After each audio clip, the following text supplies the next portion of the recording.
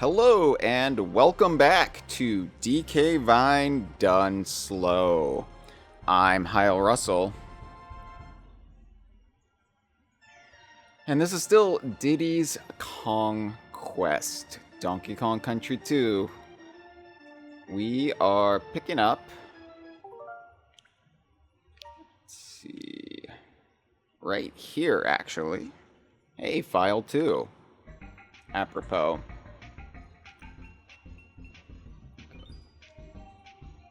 We are in Web Woods, or we're heading to Web Woods, I should say.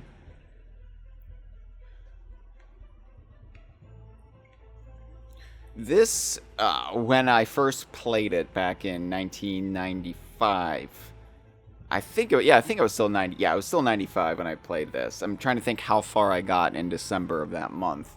At least I got through K. Rool's Keep. Yeah, it was just before Christmas that I defeated K. Rool in the Flying Croc, so I remember that much. But yeah, this was the hardest level. I said something like Bramble Scramble seemed so hard back in 1995, but this just eclipsed it entirely. Of course, then Animal Antics would eclipse this, but this was quite the challenge. This was an all-day affair back in the day, so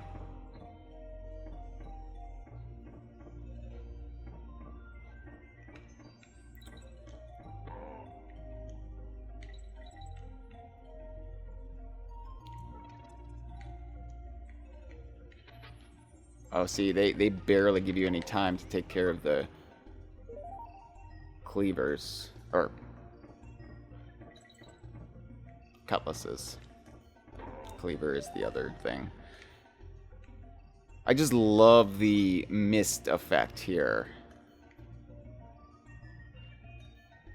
Very, very SNES effects here. They pair very nicely with Rare's ACM graphics.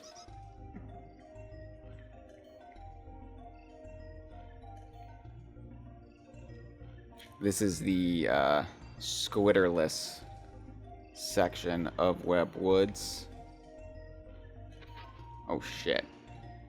And this is almost like a Donkey Kong Country 1 environment. Well, there goes Dixie. Shit! I didn't expect him there. Ugh. It reminds me of like Orangutan Gang, just the layers upon layers of ground. Just mounds to take one of them out at least. Probably a mistake to throw Dixie up where I have zero visibility. Wow, he's almost like moonwalking. He's just like gliding on the ground. He's moving so fast.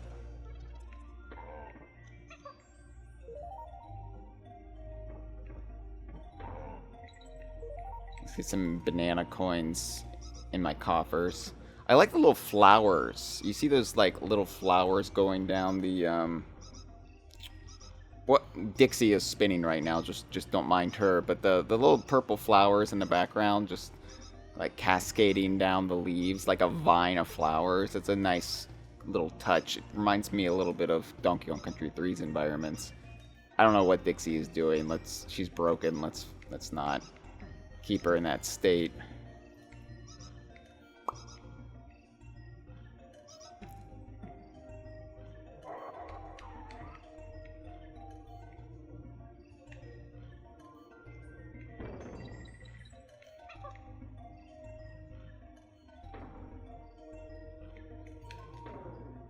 And then, yeah, a green balloon.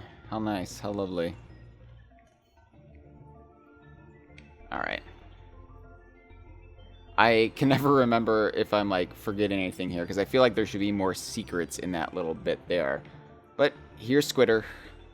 Here is where the web portion of Web Woods comes into play.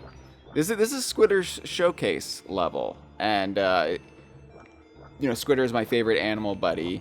Web Woods, I don't really mind anymore, but like I said, it was this like legendarily difficult level for any kid first playing this game. And hello to Gibbon in the live stream. Hi, Gibbon.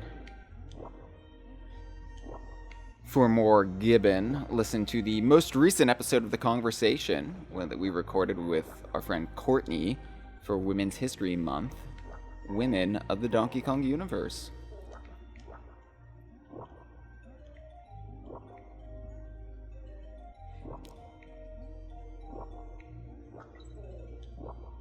You really have to be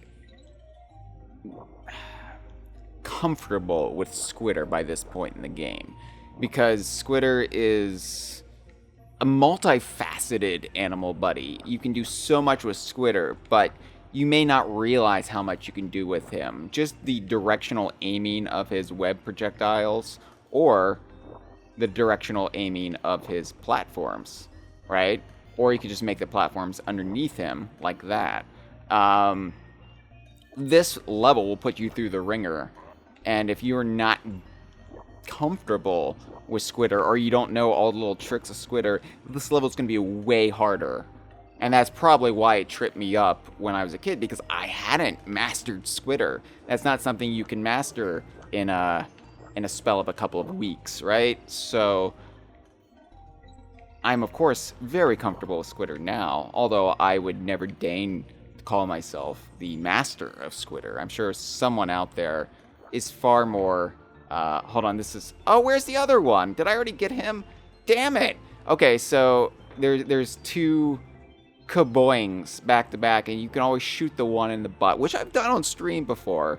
I've streamed Web Woods, I think, for our not Halloween Screamaganza the other year.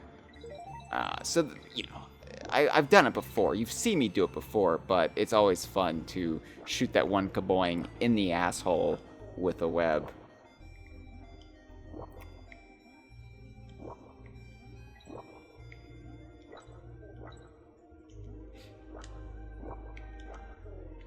Of course, you don't want to linger too long on any one web platform, because they will start to disintegrate.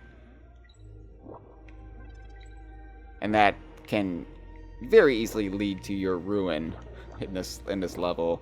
Getting too cozy, forgetting that you're only in a very temporary, precarious situation on these web platforms, and oh, damn it.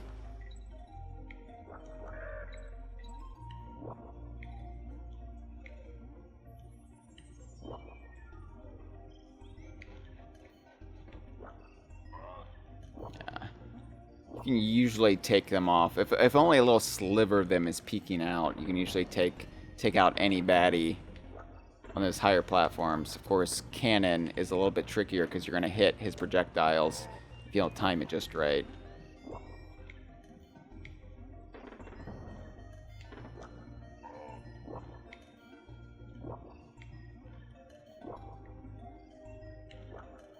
This is really where you have to admire the design and art direction of these games, where, yeah, you've got these floating web platforms, but everything else is a tangible part of the environment here. No floating platforms, no mysterious magical blocks. This is all just part of the forest. And yeah, it's a bit extreme in its geology here, but I mean, I buy it. It's believable, and just enough believable to work in a 2D platformer from 1995. Oh, so you see this arrow here. All right, I need to...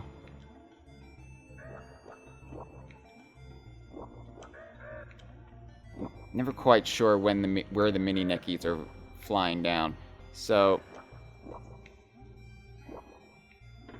Ah! So there, yeah, that's what I was trying to avoid. So we got the slow cannonballs right there. Two of them back to back. Hence the arrow. And you've just got to keep speed with them, which is really easy because they are so slow. And then there's the second one that just floats on. Oh, well, weird. It floated through, but then you saw it on the other side. I don't think you're supposed to shoot 2 slow ones in succession like that. That's weird. So anyway, here we are. Ah. Don't want to screw this up.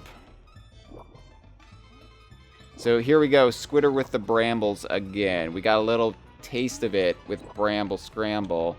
But this is really just foreshadowing the nightmare that is to come, which isn't really Squidward's nightmare. It's Squawks' nightmare in Animal Antics, but Squidward's part of it. Squidward is the opening act to that nightmare concert.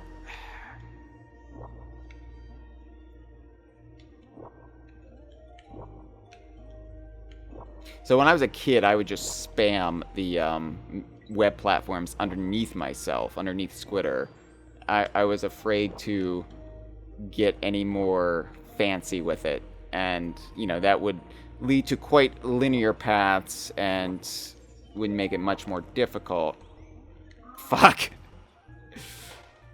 Ah, wow. Ah, wow. I died. Big deal.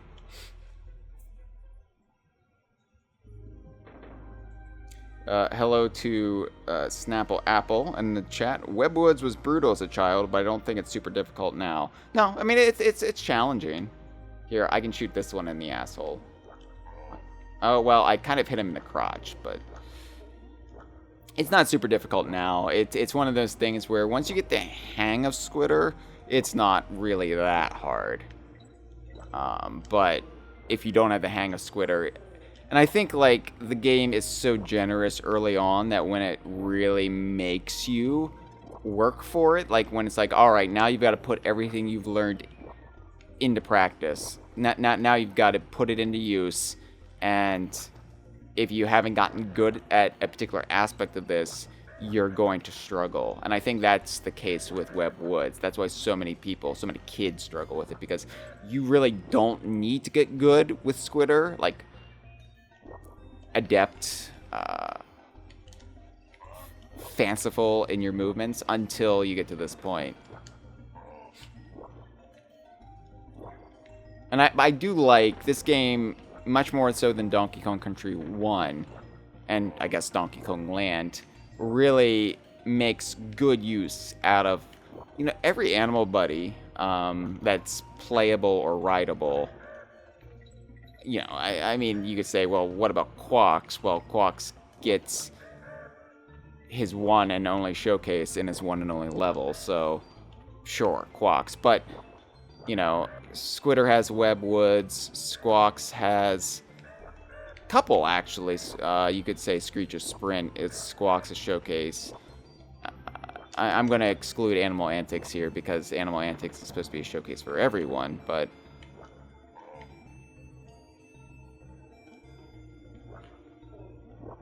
Radley, I guess, is Rattle Battle early on. I don't know what Ramby's showcase would be. I guess Ramby Rumble.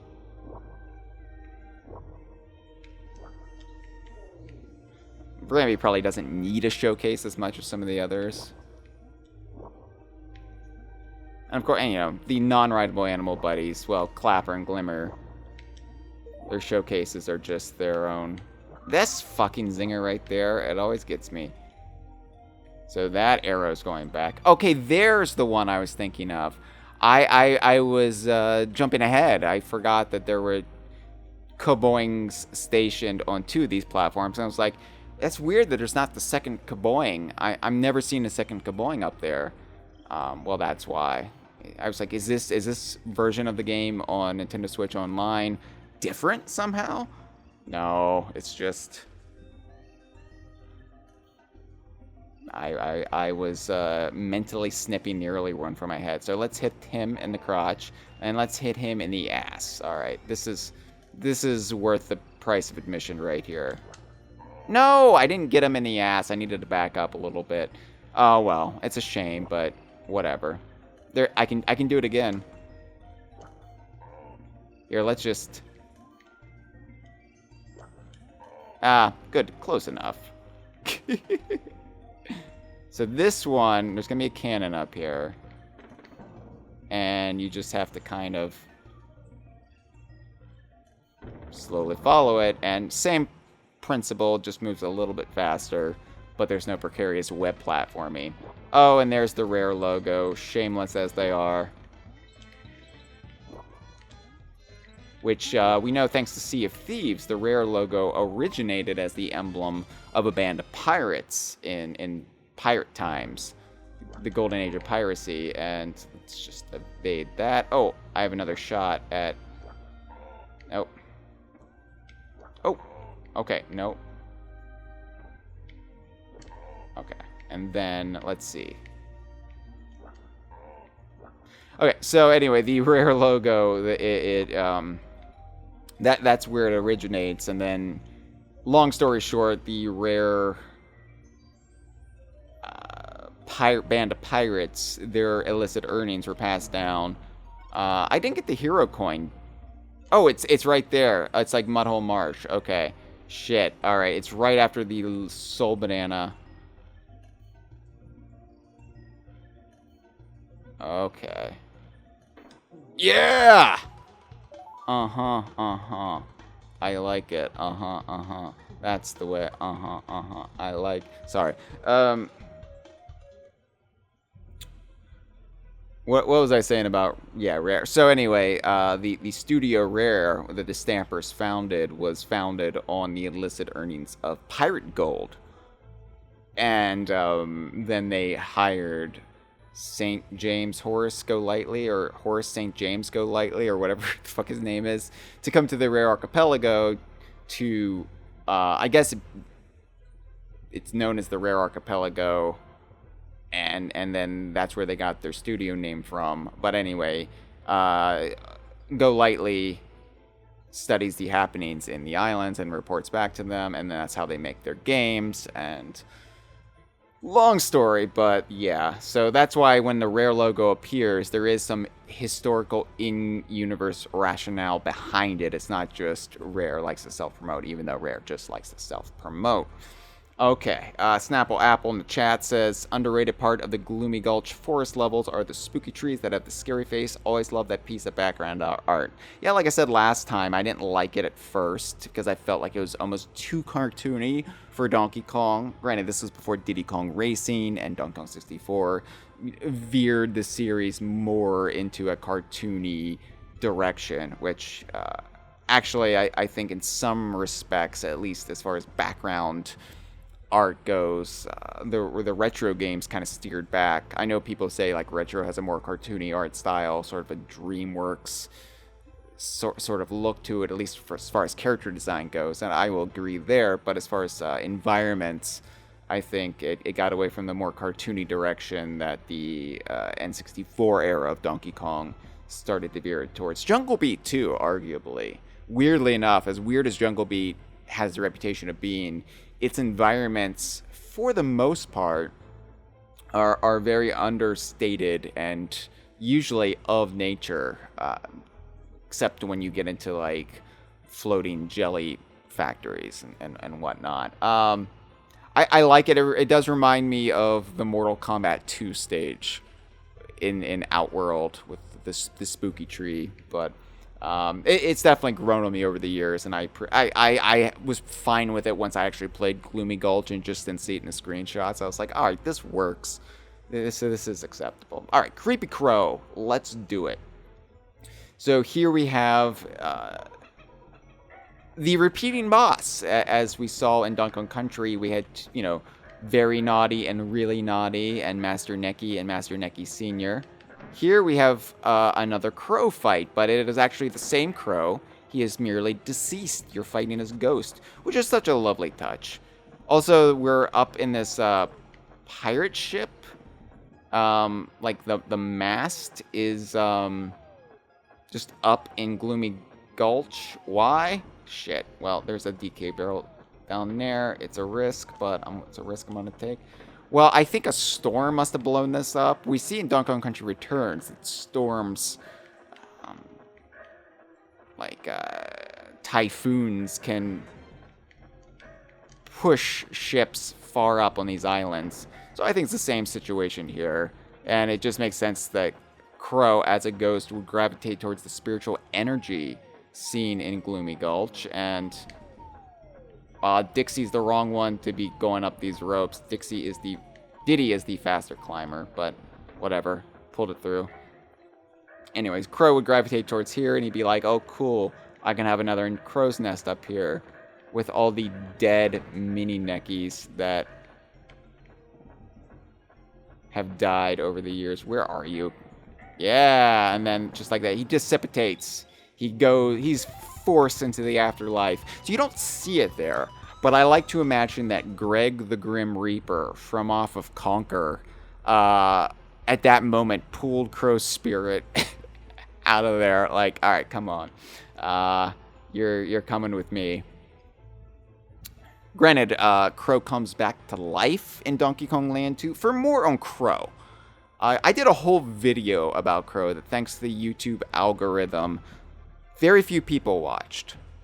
I did it for last Halloween. It's on DK Vine's YouTube channel. Just type in YouTube, Crow Donkey Kong Country 2. It'll be one of the first things that pop up. Or you type in biography bits, Crow.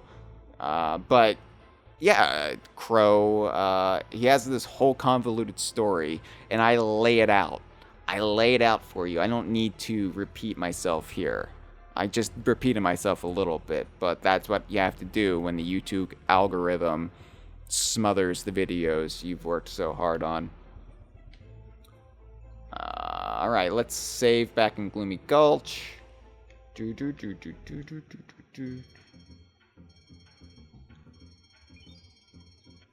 And we can just check our total. 68%. Not as nice of a number as if I'd gotten that hero coin in Glimmer's Galleon, we'd probably be at 69% right now, but that's fine. 61 hero coins, that is the upper limit of what we should have. We're only 14 Creme coins away from having all of the Creme coins. How about that?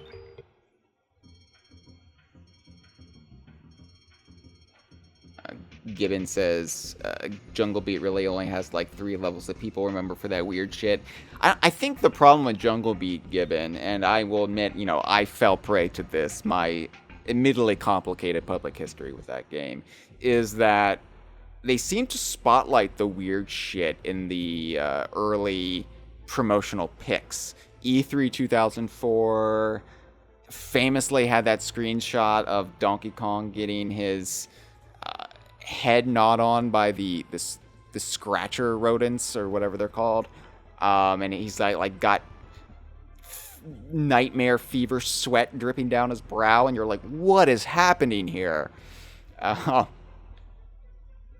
Jungle Beat wasn't as weird as people made it out to be. It does have plenty of weird shit. Copcock sends warmest regards, but it was actually more normal than once you actually play it, you're like, oh, this actually, in some respects, feels like a Donkey Kong game, just sans familiar characters. So let's just soak this in. Here we are, K. Rool's Keep. Now, a couple things here. I adore that it's not until Rare's third Donkey Kong game, the third Donkey Kong game in the modern Donkey Kong series, or the DKU, however you want to define it, took to the third game to get a castle world, a castle level even. K. Rool up until this point has only been fought on either your turf, you being Donkey Kong, Diddy Kong, the Kongs, or on his ship, right? He's a king, so obviously a king will probably have a castle, but it takes us until now to see his castle. Remarkable restraint, although I think one just kind of dealt by circumstance. I think, Donkey Kong Country 1, I don't think they had figured out that the Kremlings were from another island.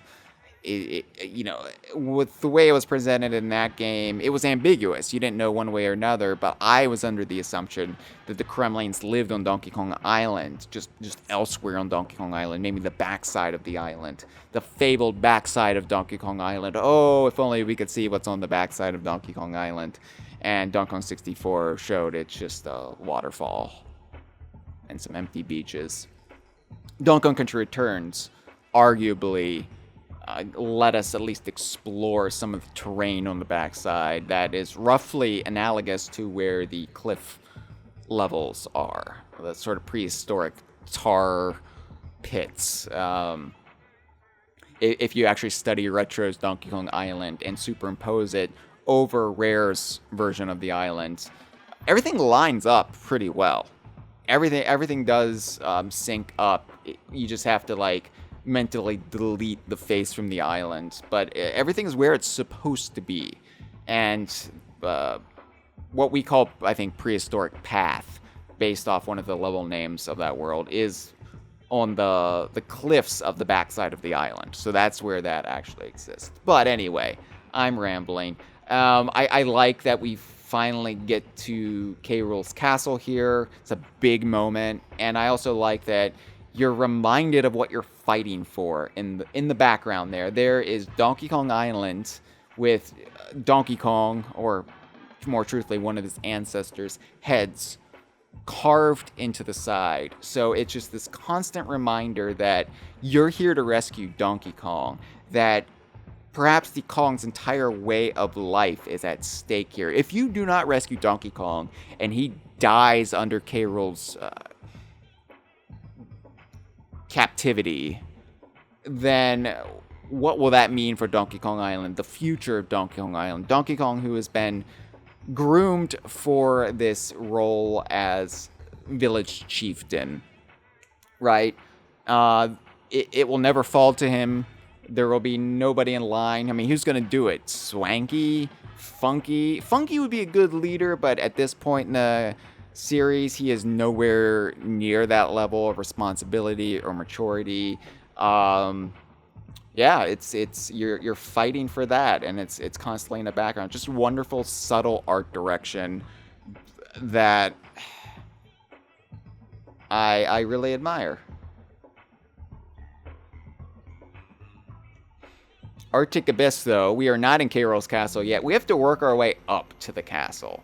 And here, if you've played the Lost World stages of this game, which we have not done on this series yet, but if you've played them, then likely you have seen an ice cavern by this point. If you have not, this is the first time you're seeing the ice cavern aesthetic of Donkey Kong Country 2, which of course Slip Slide Ride was a beloved Donkey Kong Country stage. It was one of the few times an archetype was done only one time in that game. And that's not something they often do in this series.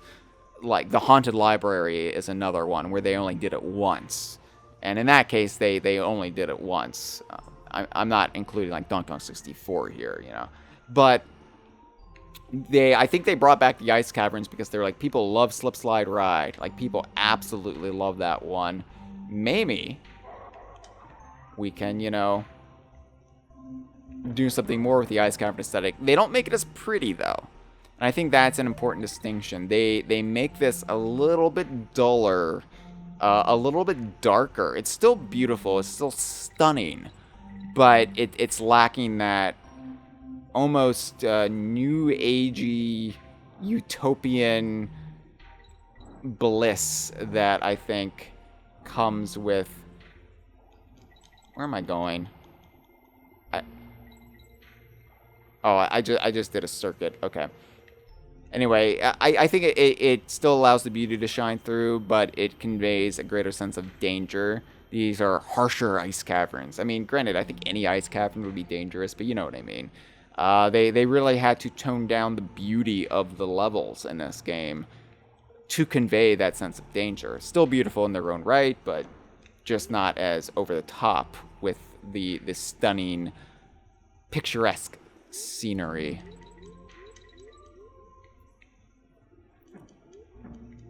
But I like this notion that you have to fight your way into K. Rool's castle, right? Like, you're not just going to go through the front door. You have to go up through the basement and fight your way in. K. Rool's not going to just, oh, it's one of these. You don't actually have to collect all the stars because it is impossible, but you just have to get as many as you can grab on the way down.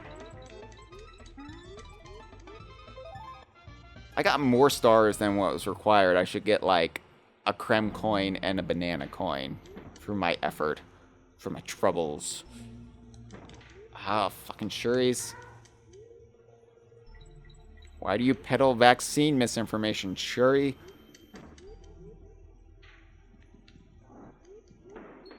What T'Challa say? Ah! Alright. So, anytime you come to an environment like this, where the water level rises or falls, and you're within guard, good bet you want to do the super stab. No, or it'll just bite you in the ass, almost literally.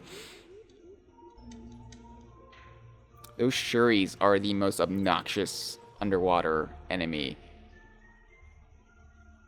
I like them. I like that we have evil starfish. But they are just irritating at times. You feel impervious within guard sometimes, and the Shuri definitely, like, penetrates that armor. I like that they brought Shuris back in Donkey Kong 64. Donkey Kong 64 was very light on fan service in some regards. They didn't bring a lot of things back that you wanted them to bring back, but they brought back Shuris and some other DKC2 baddies, which I appreciate. There we go.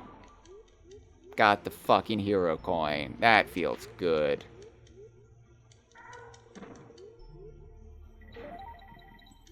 Oh no. Don't do it, Shuri. And there's a DK barrel up there that I can't get to, and that's obnoxious because I just lost my extra hit. Hey, hey! Fucking Jay Leno look-alike, get off my ass. And you know, something that the first Donkey Kong Country game did really well that this game hasn't conveyed that much so far is you are... you are escalating this very, very tall island and getting higher in elevation. We saw it very clearly by the time you just got to Vine Valley in the third game, that you were getting higher, the climate was getting more temperate, with the way the forests were changing, and then, of course, the fourth world, you are in a snow-capped environment. This game... it suggested, but it doesn't hit you over the head with it. There are no snow levels in Donkey Kong Country 2. This is as close as it gets. But I do like that, yeah, we're up pretty far now. Boom, there it is. And things are getting frozen. And the wind was supposed to, I think, tip you off with that in Gusty Glade, right? Just the conditions are harsher the higher up you get. Nice. Be interesting to see how they could have pulled snow levels. Oh, that's just not... I think I was supposed to go the other way. At least I got all the secrets. It's a good visual. Now I can just, like, spam it to the end. Damn it! I hate when you get a, go through a DK barrel and you immediately lose the extra hit or Kong. Because you're like, well, now what? Okay.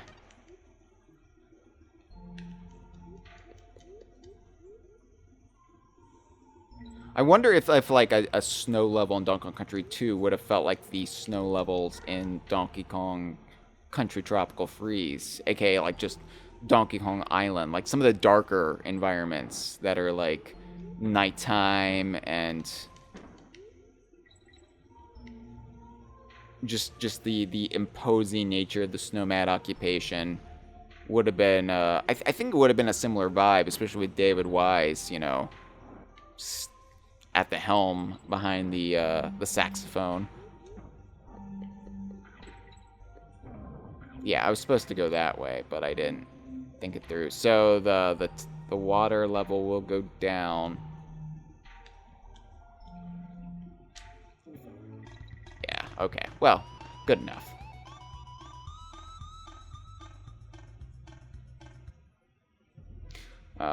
Gibbon is still talking about Jungle Beat. I've unleashed the beast. What? Oh my god, there's so many comments. Alright, hold on. I honestly don't think it's that out of left field when compared to stuff in DKC3 and DK64 and such. I like how K-Rool's areas in each game precludes the next appearance. DKC is army-themed Kremlins, but K-Rool's pirate... I guess this isn't about... Oh, I think we still are on Jungle Beat, never mind. DKC2 is pirate-themed Kremlins, but K-Rool is in a technological airship. DKC3 then has the machine punk Kremlins, and K-Rool is fought in a technologically advanced submarine. DK64 then has the Kremlins with a resurfaced technological Crocodile Isle, but K-Rool's in a boxing match. Jungle Beat then has the main antagonist being various fighting champions, and the end boss is an ancient evil who has broken loose from imprisonment. Then in returns, the Tikis are ancient escaped evils, etc. That's where the pattern breaks down, though. Haha. Yeah, that's a good point. I mean...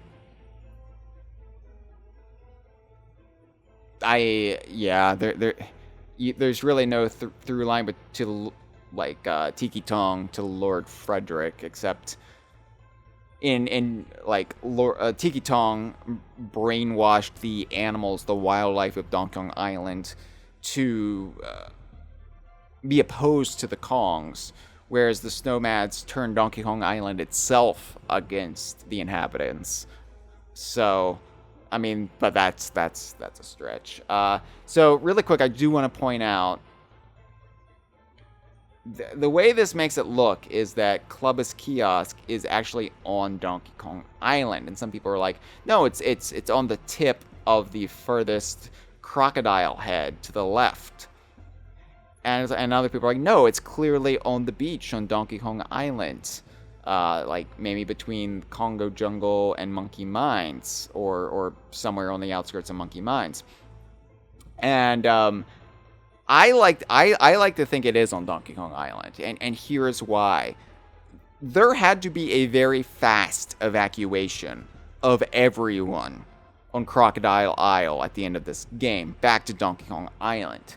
And it just wasn't just the Kongs, right? It was also the animal buddies from Donkey Kong Island and the new animal buddies like Squidward and Radley. And some of them can swim, some of them can fly, not all of them. So I like to think that there was this weird air vent that K-Rool had installed to get to Donkey Kong Island. I'm not even sure what you would call it, but this like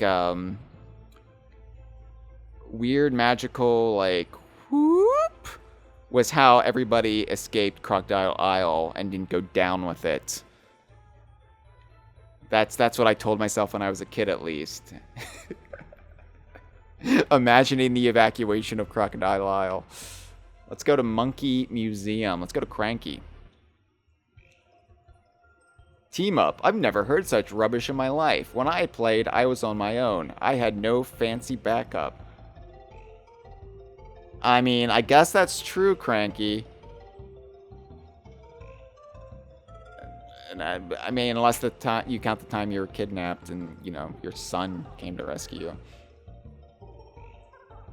God, Cranky is just a brutal asshole in this game, and I love it.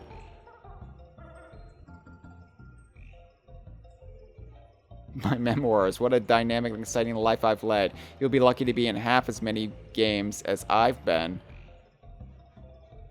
Just cause DKC sold a few lousy copies, I have to be included in another ludicrous adventure. It's the last time, I tell you. People miss Cranky being such a dick. I mean, I think it makes sense character development-wise that he did soften, especially after his wife's death. And I think Tropical Freeze, where he is no longer retired, where he comes out of retirement, and he is included in the adventure. People are like, well, Cranky, you're a hypocrite. You go on about these modern scrolling adventures with the fancy graphics and 3D effects, and you're a fucking hypocrite that you came out of retirement in the first HD Donkey Kong Country game. And I think Cranky's bitterness is just because he's been left behind and that unwillingness to change. I mean, it really is the root of so much angst as people age, because they feel like the world is leaving them behind. They're facing their own mortality in the face, and they get bitter and angry, and they come up with justifications, right, for why things aren't as good as they used to be when they were young and when the world aligned with them. And I think if they can find a way back from that, if they can be included, then that would break that mental block. And I think that's what's happened with Cranky. His wife dying mellowed him out in some regards. And maybe seeing that, hey, there is an afterlife. Hey, my wife is dead, but she's still showing up as a ghost. Maybe my own mortality doesn't mean as much as I thought it did. And then being included in things like Tropical Freeze and feeling vital again have gone a long way towards making him less cranky. I still think he can be an asshole at times, but he's not this unfair towards people like Dixie. So, Arctic Abyss. After the start, a long jump and then a high jump will win you more than just a gold medal. Yep. Chain Link Chamber. Brave an early attack of barrels, and their hidden treasure is yours.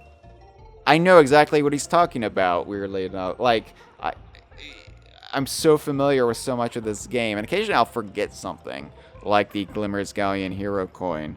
But then I'm like, oh yeah, I know exactly what you're talking about. I can close my eyes and see what you're very broadly alluding to, Cranky. Toxic Tower. Watch very carefully at the end. There's something going down that could give you a new life. Clapper's Cavern. I ain't helping you with this one. It's up to you to start looking yourself. Okay, that's super vague. Castle Crush. I've left a couple of animal buddies for you in here, but it's left for you to find, period. Them, period. But them isn't capitalized. Okay. I think that's just a typo. Or Cranky is just having a brain fog moment there. So this is an interesting bit of dialogue here, because it suggests that Cranky is the one leaving the animal barrels, animal crates behind for the Kongs. And we know he's got Rambi crates that you see at Cranky's cabin in Donkey Kong Country. And we know, like, he's got Winky, on display here. We know at the same time, thanks to the GBA remake, he's engaged in underground illegal Kremlin ostrich racing with Espresso. We know he sells you squawks in returns. He's got this relationship with the animal buddies. And I think this bit of dialogue here basically confirms that Cranky is the one who kind of corrals the animal buddies, pushes them to be a part of your adventure. And he is the reason they're in crates. He is the reason you're always breaking them open. He's like, okay, I'm going to get Rambi ready for you. I'm going to put Rambi here, and then you can use Rambi. It's an interesting little bit of world building that doesn't get brought up often. And it makes all the sense when you factor in everything else you know about Cranky and the animal buddies. When cannonballs are raining down on you, I suggest you look for a way past who's responsible. Yeah, that's basic. Leave museum. Guess I'd better tidy this miserable dump up a bit. You never do, though. Maybe you do in the GBA version. Maybe that's the version we see after his cleaning. Windy Well. We are still not in the castle, but we are in the mine shaft just underneath.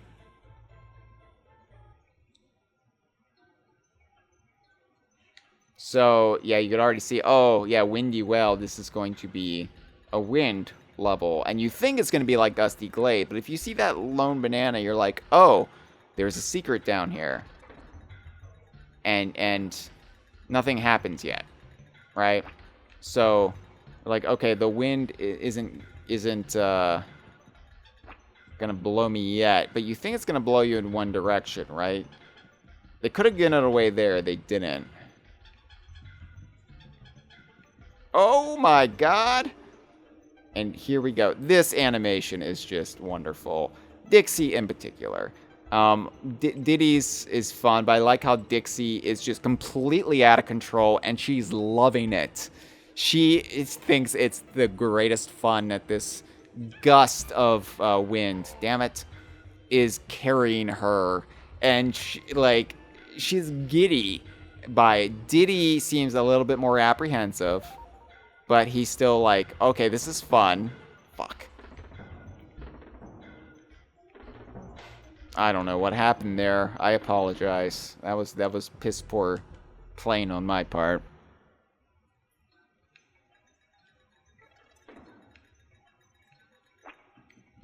All right, the click clacks there really do fucking suck.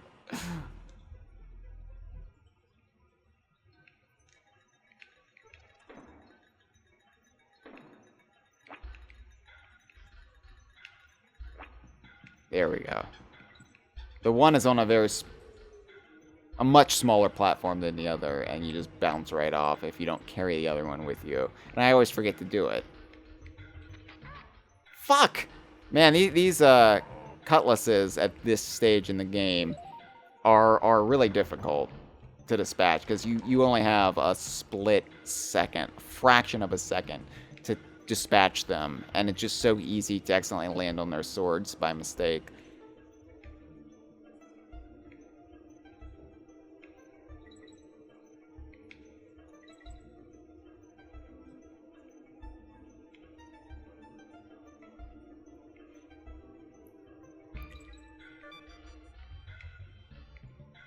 So yeah, there are like little breaks in the wind where you can, if you can find it, you can just like get out of the wind tunnel.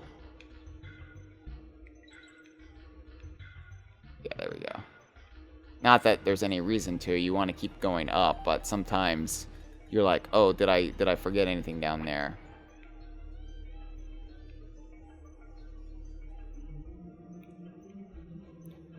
And you know, you can slow your ascent by pressing down on the D-pad.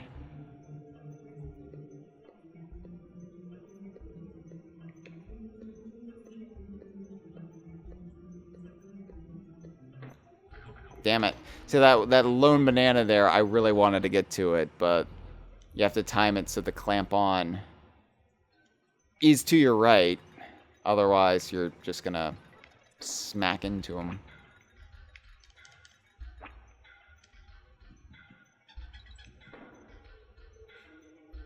Windy Well is harder than I remembered.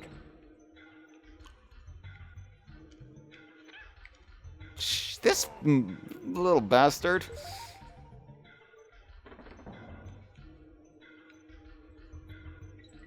I really like how Diddy's tail... Damn it. I like how Diddy's tail blows in the wind, too. You don't really... He looks so elongated when he's getting blown up with the wind that, I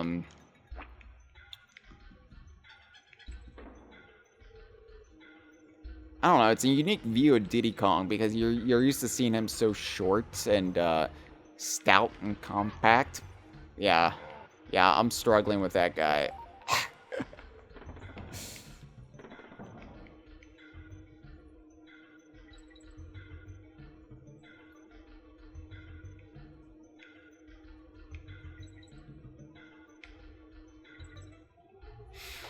Wow, Windy Well is going to be my undoing.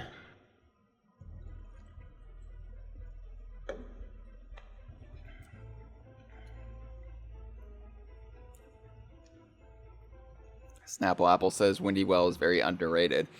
Yeah, it's just a clever subversion of Gusty Glade. And you think you know what to expect, and you don't.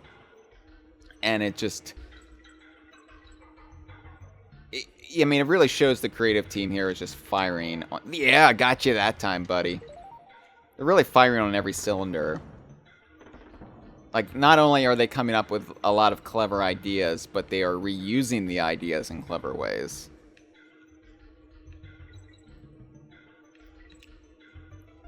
Donkey Kong Country 3 has the reputation for being the gimmicky Donkey Kong Country, because every level has a hook. No pun intended there. It has some sort of conceit that really like sets it apart from other levels. Donkey Kong Country 2 does it as well, though, and I think it's just not as obvious at times. It's more subtle with its gimmickry. I love Donkey Kong Country 3, don't get me wrong. Yeah, that's just bananas, but I wanted to get them.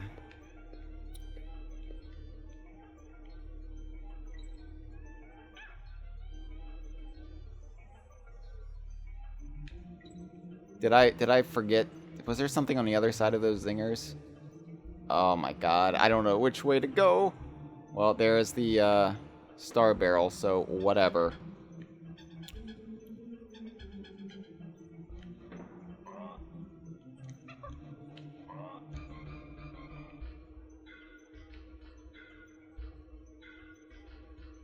Just the little idle animations I haven't really spent a lot of time on.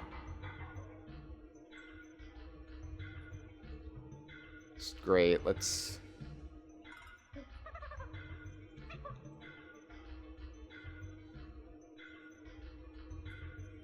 So I like that,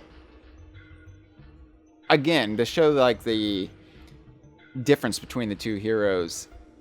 Diddy looks unsteady on Dixie's shoulders. He's a little nervous, whereas Dixie just like starts like pointing stuff out to Diddy, like, look, look, look, look.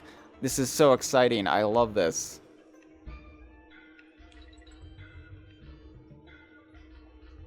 A lot of this level is just trusting the winds. And that's a hard thing to do.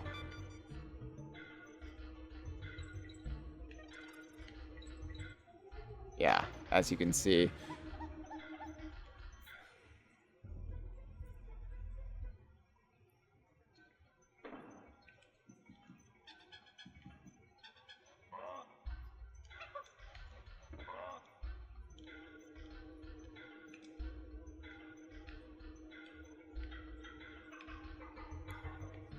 Okay, alright.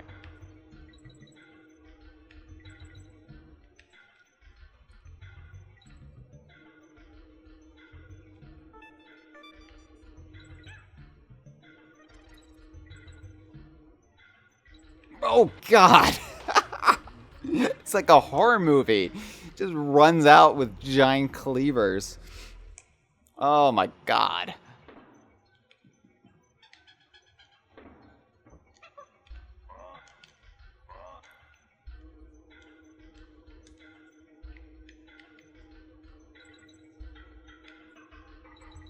Yeah, I knew that was going to happen. At least there's that balloon there. You know, I'm not going to get a game over anytime soon, but...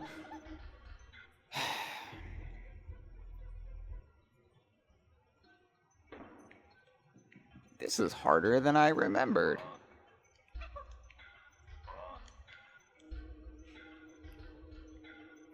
The biggest thing is the wind and the lack of control you have, and you have to... The timing with the wind versus the enemies, it's a different kind of timing than you're used to in the game, so you really have to get familiar with the rhythm of the level, the mechanics of the wind, which, as you can see, it's hard to kind of wrap your head around it.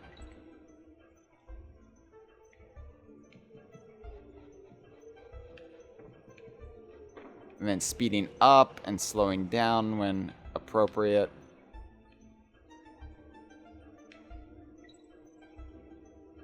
Well, there's the hero coin at least.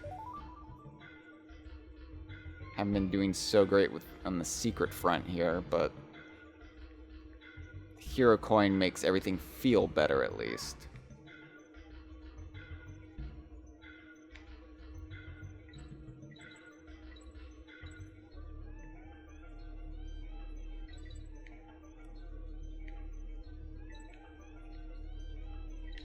I love that, like, Rool has a mine just underneath his own castle. Like, at least Rool has integrity in that regard, where he's not not so much a not in my backyard kind of person. You know, like, no, I will mine. I will put a giant gaping chasm underneath my own castle if there's profit to be had. At least he's, you know, universally shitty and not selectively shitty, like some people.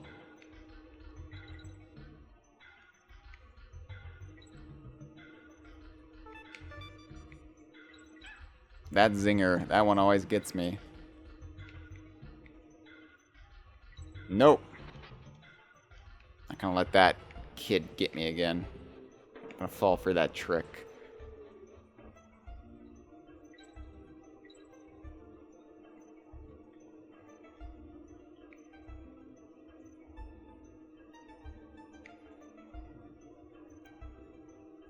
Of course, Mining Melancholy is one of the standout tracks in a game full of standout tracks. Just the notion of the melody being driven by the pickaxes.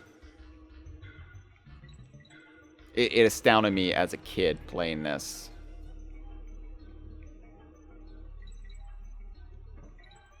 The Donkey Kong Country games, and David Wise and Eveline and just everything. It was the first time I really appreciated music as a person, as a human. I was gonna say as a child, but I mean, just at all in my life. I wouldn't be okay. So this clobber. Oh yeah. Oh, I needed that. Well, I needed that clobber to get rid of the sword-wielding child there. Alright, well there's one bonus barrel. Oh, hi Squawks.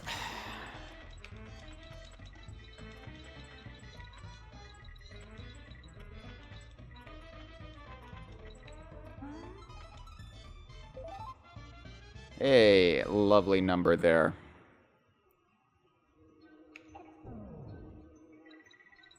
Alright.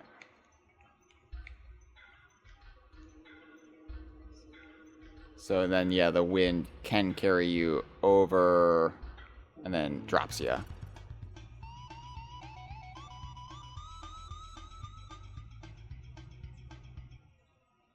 So I did not get the one secret. I think I know where it was. So I'm going to go back in. But I can always start and select once I get it, so I'm not stuck here. It's the lovely thing about like actually beating a level in a Donkey Kong Country game. I wonder how Dixie feels. I wonder how that feels, having a beetle wiggle around in your hair. Well, it probably feels like death in that regard, but no, I mean, can you imagine having your ponytail wrapped around a giant wiggling beetle trying to, you know, get up and attack you? I think I pissed off that Click-Clack. I don't think that Click-Clack wants anything to do with me. I'm going to say Click-Clock, as in Click-Clock would. Too much DKU on the brain.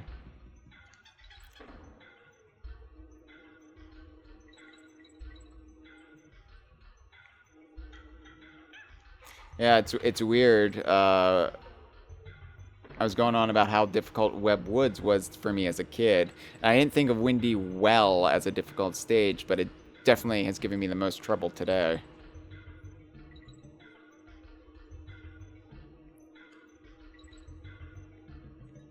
I want the banana coin, and I should have just not gone for it. Well, whatever.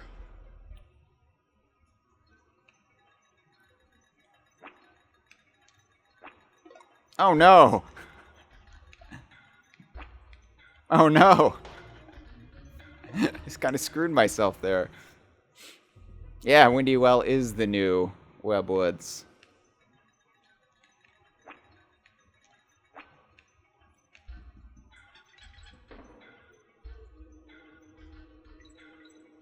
W to WW.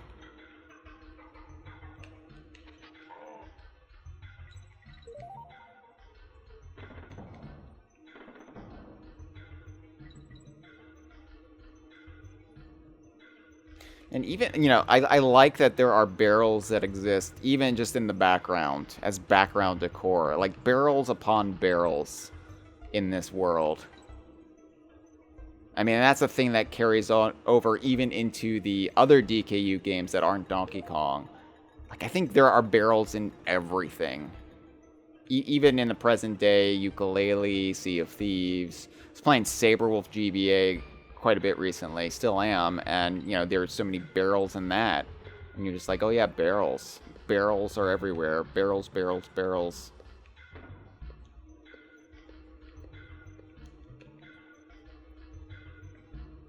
Barrels in Conquer, barrels in Banjo. Got him. Yeah.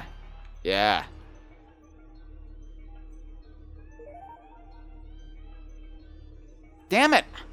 How did I miss the thing? I'm going back in. I'm sorry. Alright, Dixie, I need your help. Thank you. Thank you, Dixie.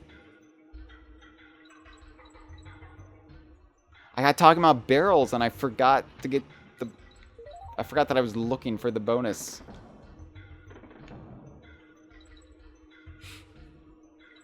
You kind of zone out sometimes playing this game. It's like, when you're driving and you just, you drive for a long distance and you like blink and you're like, wait, how did I get here? Because you're listening to music, your brain is going into overdrive, just thinking about things, and you kind of go into this meditative state. And it's a lot the same playing a 2D platformer that you're very familiar with. You just kind of disappear into it.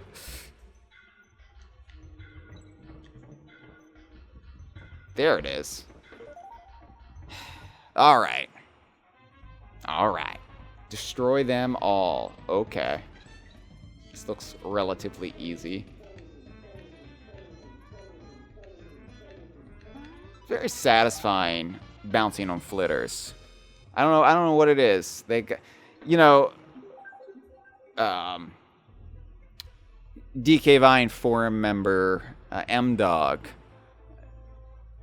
beloved pillar of our community, but he got shit back when Donkey Country Returns came out because he was making the case why the Tiki Tak tribe, specifically like the Tiki goons on up, were good villains because they have long, flat backs. And so you're supposed to bounce on them. And people who love the Kremlins were like, well, rare. But I just said, it feels very satisfying to bounce on a flitter. And I'm wondering if that's just because they are long and flat. If there is some sort of psychological component to that. I like the Kremlins way better than the Tiki Tak tribe.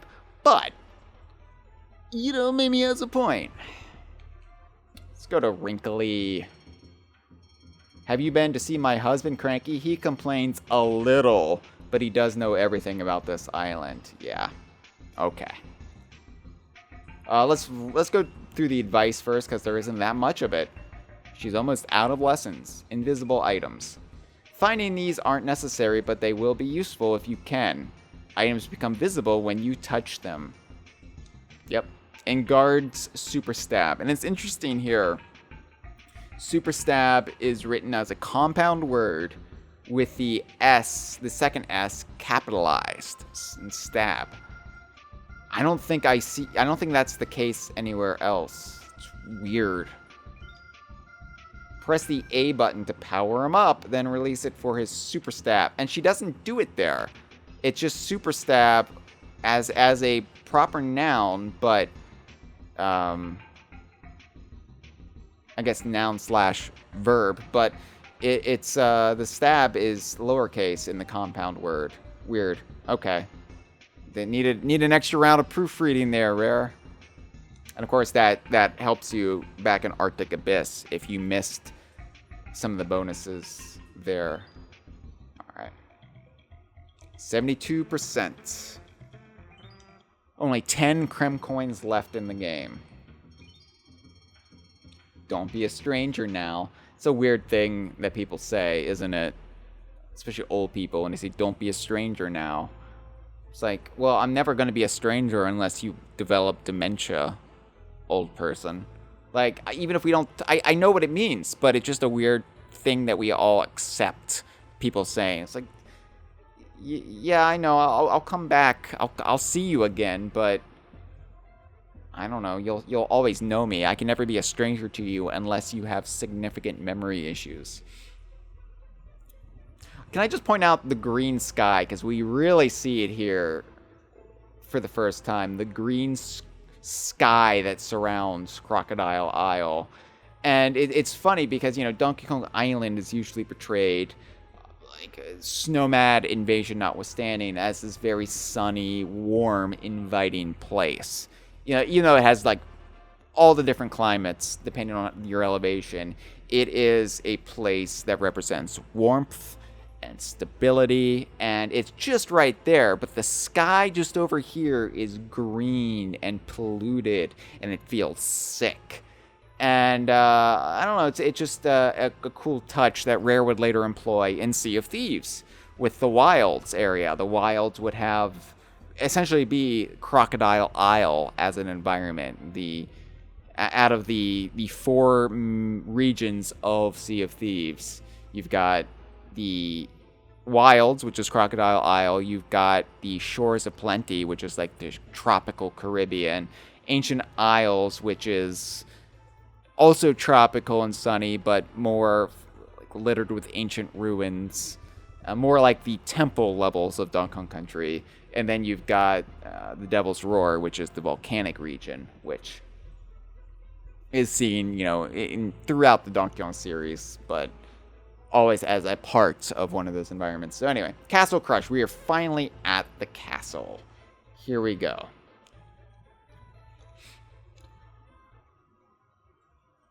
And immediately we are getting pushed up. Like, I like that this is some sort of service elevator into K. Rool's castle. Like, this is where he gets shipments, where pallets get delivered. I don't know. But I like that we're taking it up into the castle. I like that there is this logic here. Here's Rambi. There is some sort of game-breaking glitch around here, and I can't really remember what it is. I've never had it happen to me, knock on wood. Break on barrels? I don't know. But it definitely exists. So it always makes me pause now that I know of it. Like, ugh, really?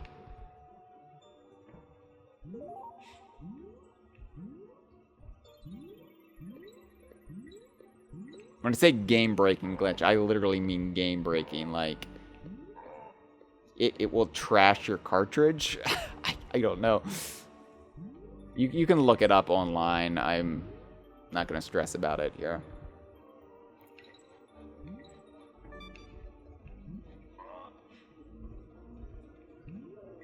The design of K. Rool's castle is spectacular.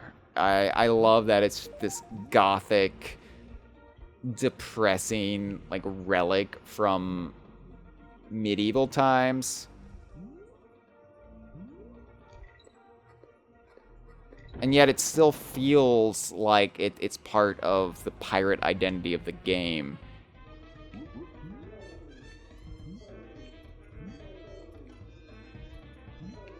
But this is really the aesthetic for King K. Rool, who we saw in the first game, and now we're fighting, his pirate persona, even though we fought King K. Rool on the galleon.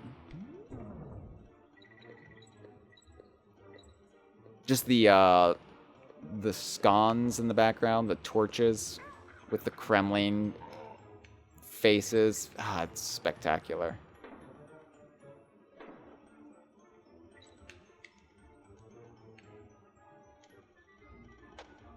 Well,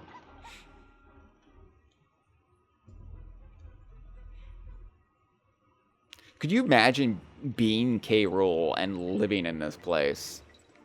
Like, no wonder you're always wanting to go off to Dong Kong Island to steal tropical fruits. You need some sunshine in your life, man.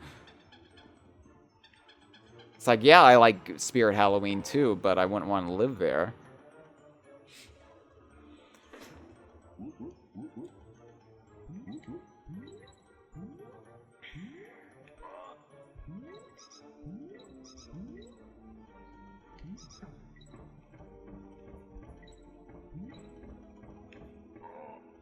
I love the red crunches that we get to this point in the game.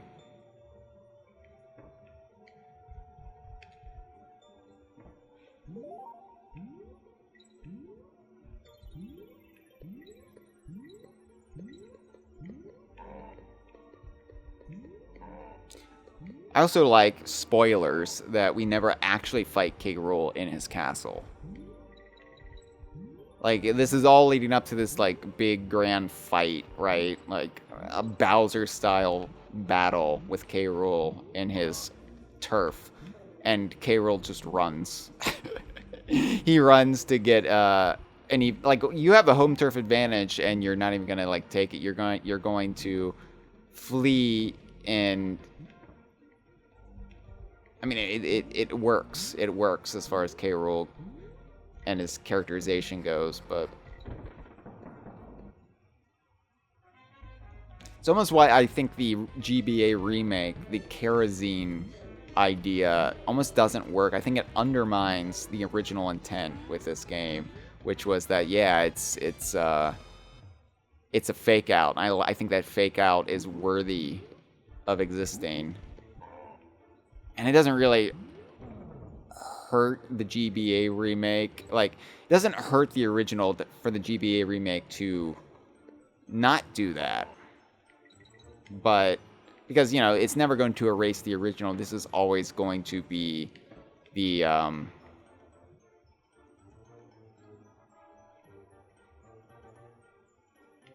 identity that of the game that most people associate with. But it's not like the Star Wars special editions where you actually losing the original. And there's Squawks, one of these multi-animal buddy stages where now we've got Squawks. And how far has Squawks come from being the humble flashlight man to storming K. Rool's castle a year later. There it is. There's the hero coin. Excuse me.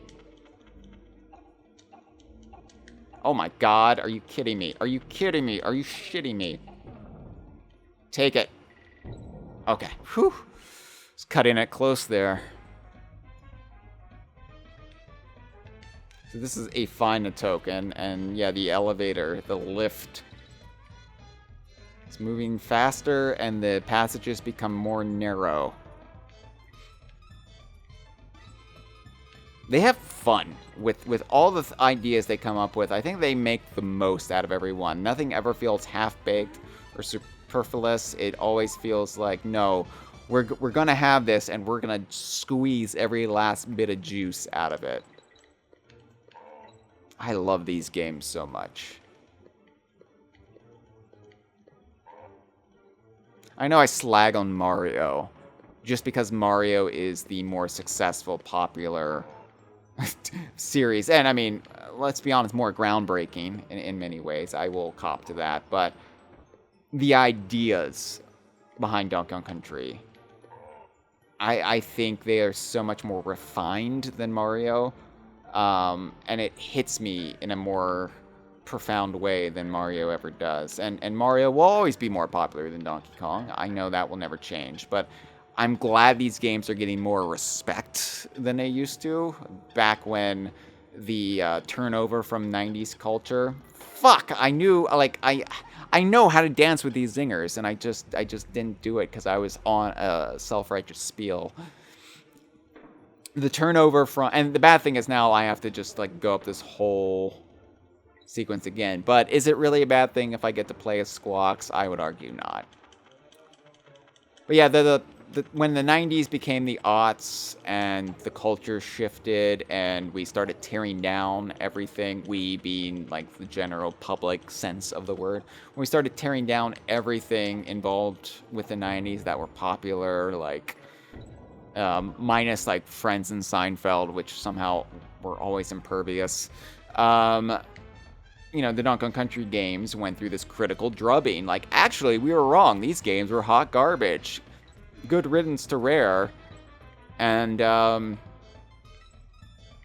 was always the critical perception and the idea. Like, it was Gen Xers and the younger side of millennials and the upcoming Zoomers who were buying into it, but these games still sold remarkably well as Game Boy Advance remakes, so much so that was why Nintendo revived it with Donkey Kong Country Returns. So, critical drubbing aside, critical reevaluations aside, the series was still very popular.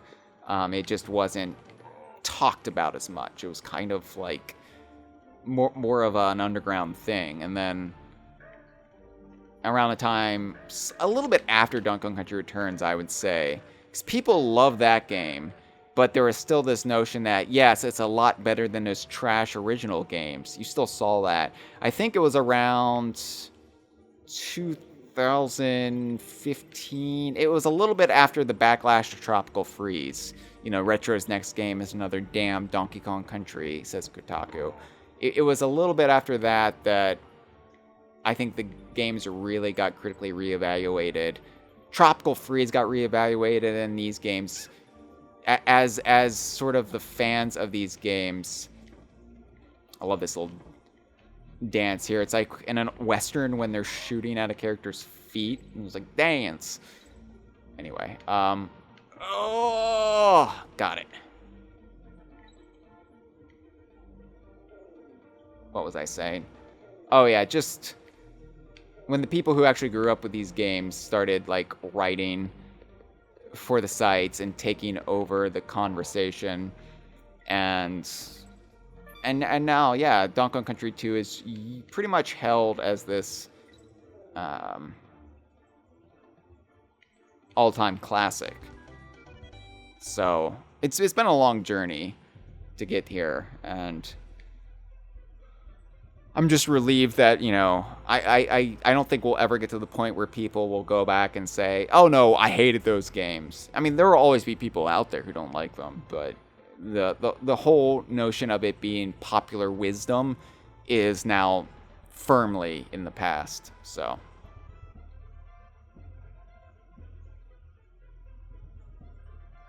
Clapper's Cavern, the second Clapper level. I like that they brought Clapper back. I like that he wasn't just a one and done like Squawks and Torchlight Trouble or Glimmer and Glimmer's Galleon. I like that they...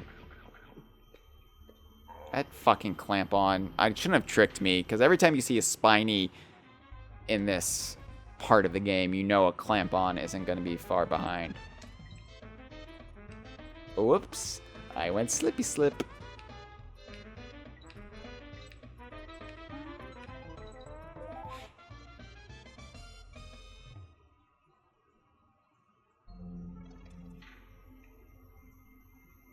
Oh no, I need... Here, I'm gonna kill myself. Why did I kill myself? You'll see. So I'll go through this whole thing again.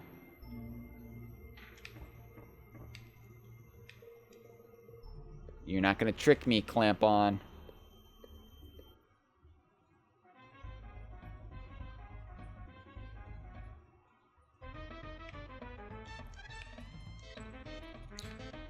I know I was talking about floating platforms. Those ice blocks are kind of floating.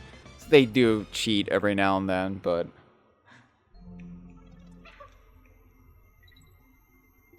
That's what I was... Yeah. So if that Clamp On does clamp on one of your Kongs, then you can't get that hero coin. Which is why it's a hero coin. Fuck me. Are you kidding me?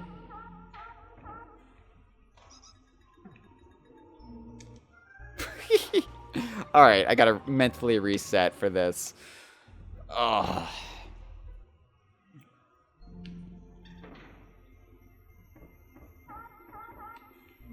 Okay. You can slide underneath, or you can jump overhead.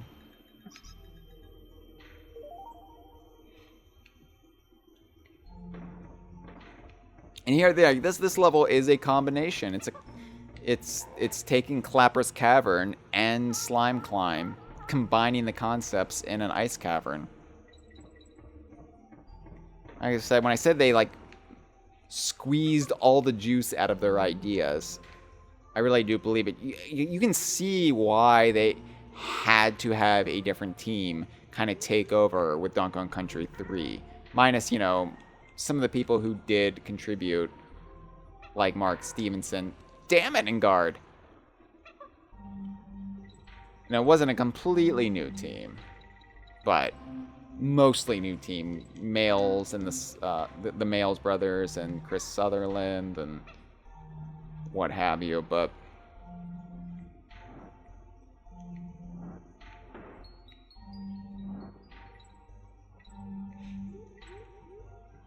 just because, yeah, it probably...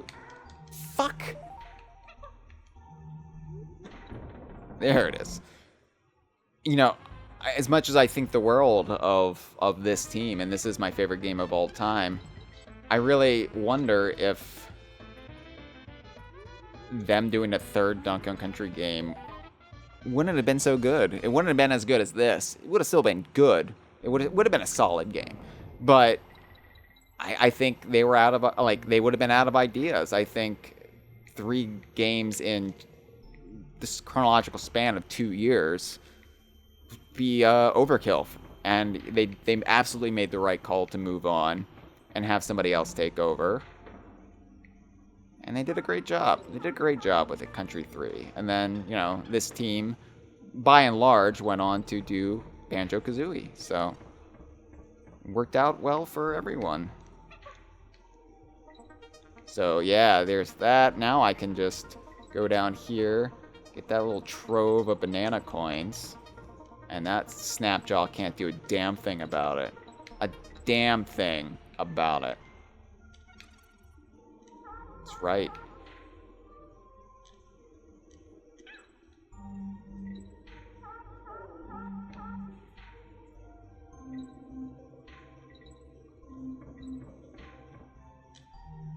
Oh, and yeah, and it punishes me for losing Dixie.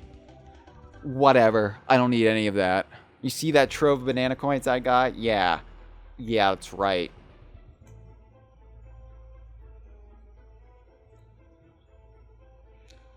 Alright, Chain Link Chamber. Wow, we're booking it.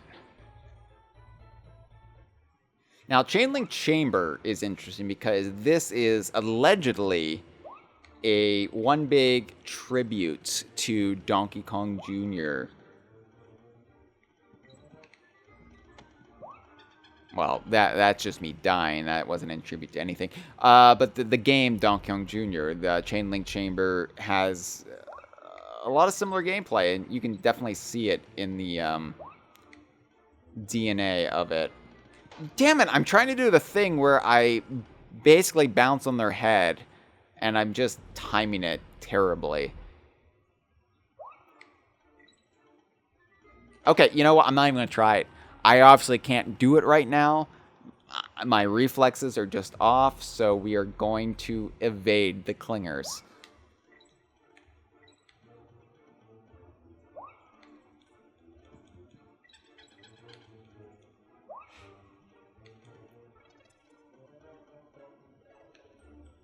Yeah. So yeah, this is taking sort of the similar style of like rope or vine, or in this case chain climbing, as seen in Donkey Kong Jr. and magnifying it to yeah. Now we've got the rock croc clobbers that actually steal lives from you if they run into you. You'll lose a balloon. You can reclaim it if you're quick, but yeah, those are the most vicious, deadly form of clobbers, because they can actually just give you a game over. Like, just if they keep ramming you, you'll keep losing balloons, and then you will theoretically be brought down to 0, and then you can just die. And I've been dying quite a bit, so we're not going to give them that opportunity. But I like that there is an homage to Donkey Kong Jr. because more so than the arcade game, the original arcade game that everybody knows, Donkey Kong Jr. is what set the stage for the Donkey Kong Country games. And I'm not even just talking about... Okay, got that. I'm not even talking about the fact that the modern Donkey Kong may be an adult Donkey Kong Jr. I just mean, like, the notion of heroic Kongs and climbing on vines and crocodilian baddies and just, like, the jungle-like setting.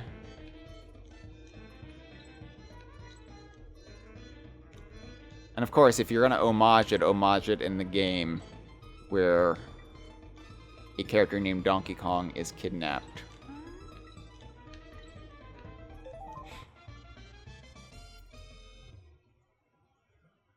Yep. Alright. Got Diddy back. I should be Diddy here because Diddy is the faster climber. Which way do I want to go? Which way do I want to go? I'll go with the hook way.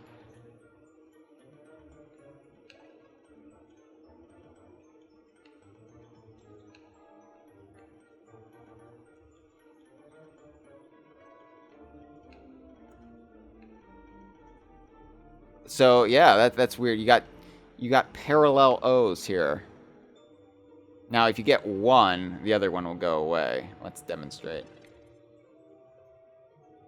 Yep. So yeah, that's one of the few times, although not the only time, that they actually double up the Kong letters like that. Oh, hello. Take out as many of these as I can.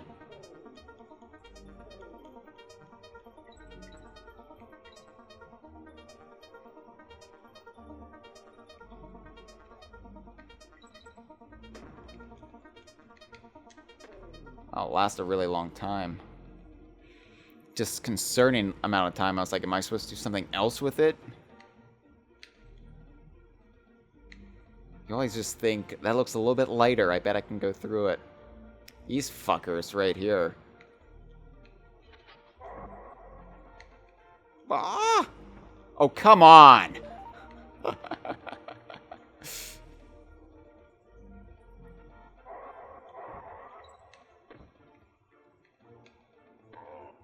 I just wanted to take out one of them. There's no point, but... I'm still mad about how many times they killed me.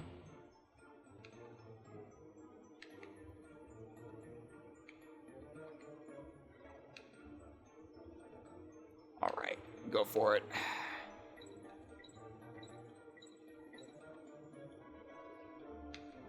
Oh, nope.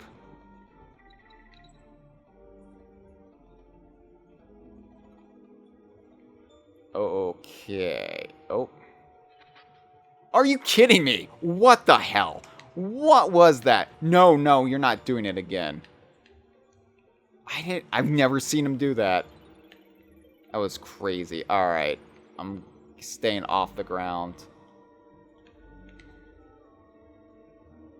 Oh my god. Obviously the game is harder here. And it makes sense because look how far up we are in K. Rool's castle.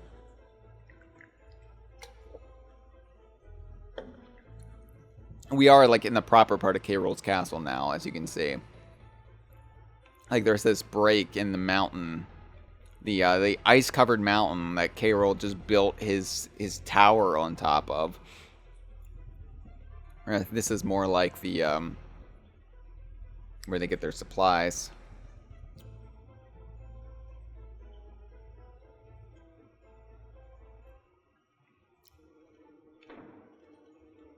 You also get some lag with the game at this point because there's so many baddies. There's so much stuff happening.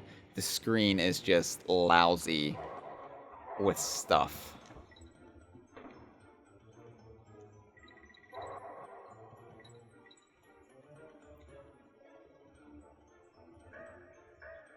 Go up this way this time. Just get bombarded by mini neckies.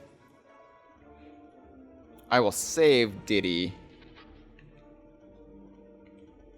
Oh, Diddy's freaking out. Okay.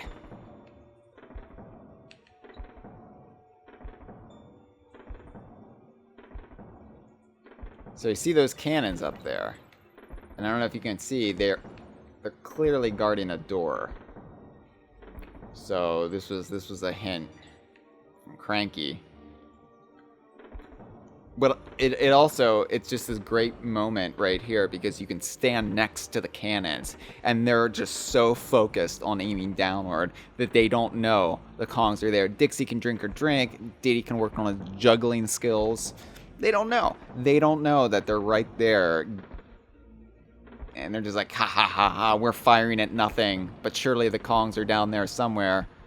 And then I can do that, and this guy, he's so focused on his job, he doesn't realize that his partner was just taken out. He should have seen his partner falling down. He didn't.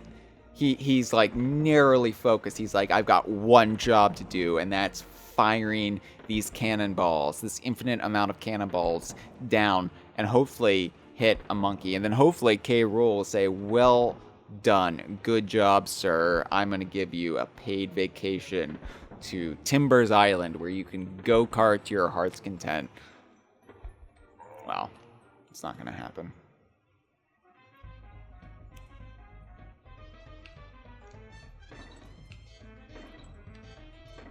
Barrels and chains mixing together, it just doesn't feel great. I'm like, oh, this is going to be hard, and it's not hard, but something about it, you're like, this is too complicated for me.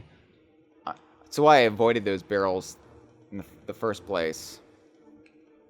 The directional barrels. Come on.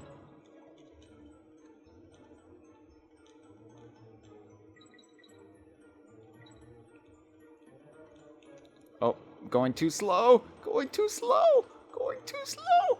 Oh my god. Ah. Wow. Again, Dixie is slower on climbing than Diddy, so everybody thinks, Dixie is superior gameplay-wise. And in a lot of ways she is, but Diddy does have his attributes that are, oh god, that are higher. Did I not get the hero coin? Oh no. Oh no.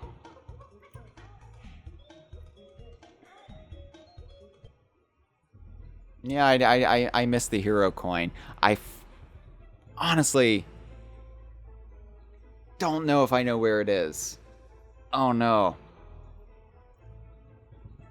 Alright, I'm gonna make one quick trick back in.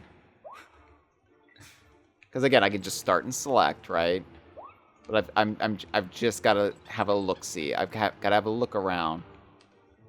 See if I can remember where the hero coin is. Otherwise, I will have to go back and get it when I get the hero coin I left behind in Glimmer's galleon. Oh god, oh god. See, I just lost a life. Just completely lost that life.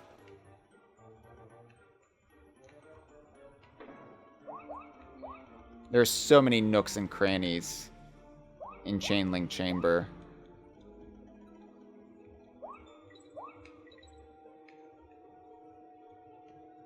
So many branching paths, and it's just...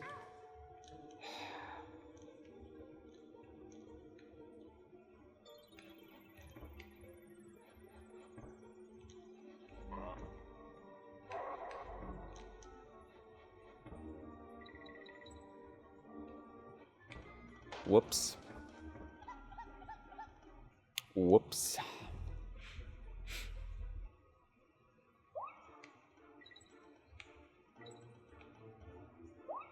It's not spelled out, but I have to wonder if Chainlink Chamber is like K. Rool's dungeon. All these chains, right? This is where he would keep his prisoners that aren't as high profile as Donkey Kong. Or it's like his BDSM sex dungeon. I've seen some fan art that suggests he's into that.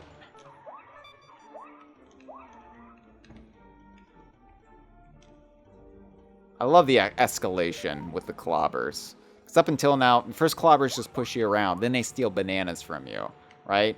And now, they can steal lives, now that we're like so far into the game. So you're taught initially, oh, they're gonna push me back. Oh, now the yellow ones steal bananas from me. Oh, now these rocky gray ones will just straight up take a life. The game teaches you through your own failures. And you know clobbers are bad. You know you don't want to get pushed by one. But up until the point where you get hit by the rocky gray ones, the rock ones as I call them. You don't know. You don't know what they're going to do. And then once you do know what they're going to do, you're terrified. And in the era before save states, right, when you were just getting by on a few lives, when you'd save the game and you turn it back on and you'd be down to what, 5 lives, then encountering those can be lethal because it doesn't take much to reduce your life count. If you can't reclaim that balloon in time, then it's just gone. And you can even see, like, I've stockpiled lives thanks to the save states that I'm just resuming from, but they've already done a little bit of a number on me. Well, that and dying everywhere else in this level, but...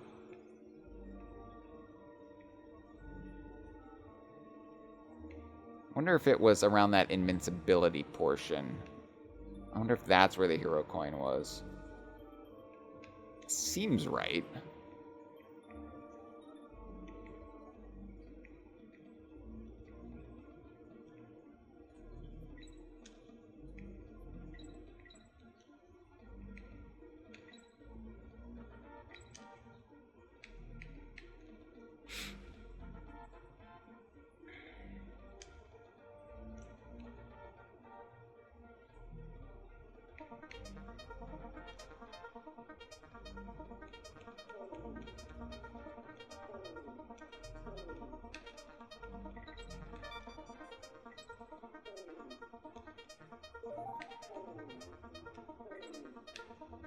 Well,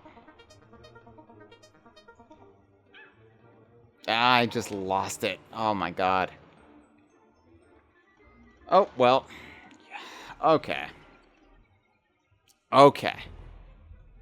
Okay. Not going so well. Also missed the star barrel, so I have to start from here.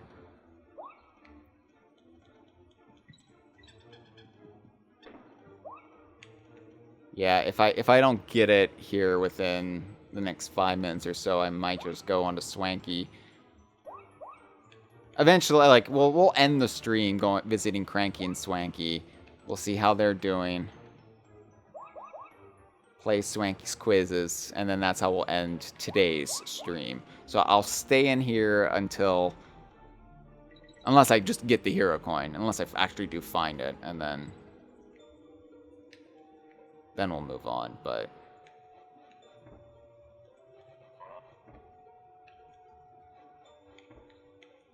Wow, those crooks are even moving faster. I forget they speed up too. Everything speeds up at this point in the game, but... I better save that in case I need to run back and get it.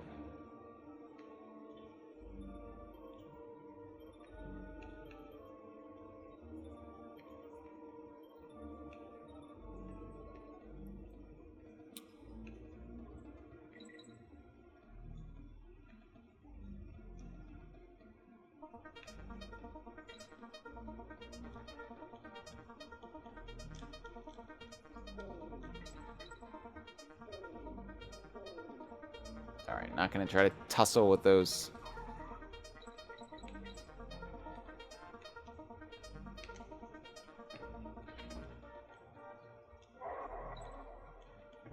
Oh, come on, what are you doing back? Alright, take out that one at least.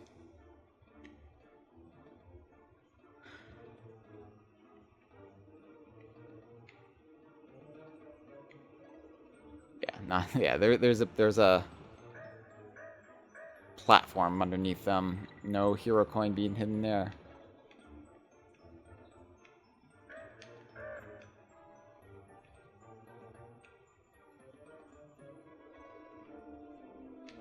Oh, you fucking cutlass.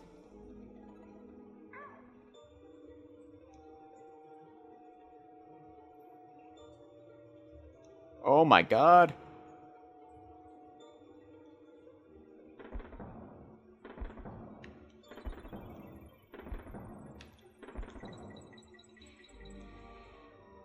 Okay, well...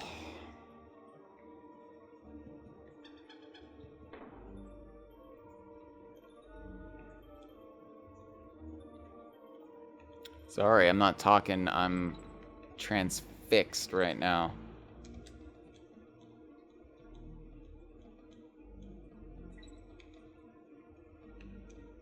I should switch Kongs. But they're still gonna catch me. They're still gonna catch me. Ah!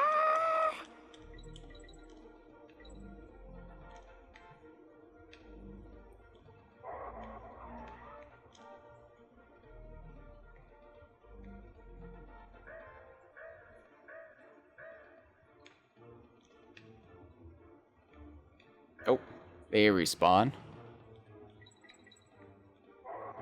Oh, God. Whew.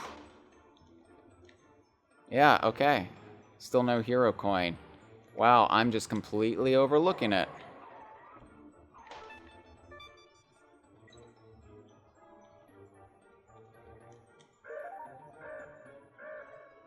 Oh, nice.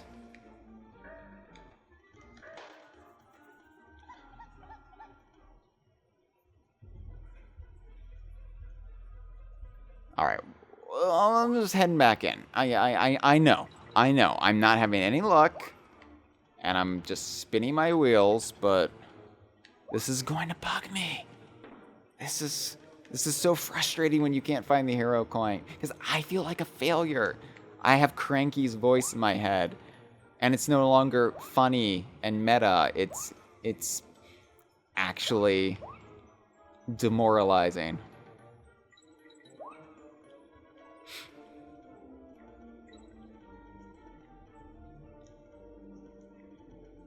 I know when I figure out where the hero coin is, I'm going to feel really stupid because I'm like, of course it was there. I knew that. Can I hit them from... Oh, nice.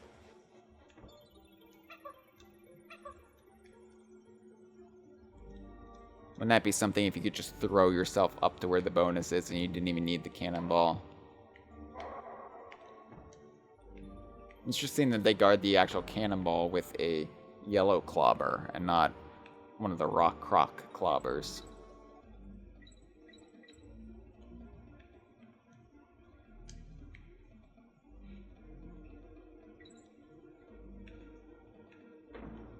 I'll take this way since I haven't taken this way yet.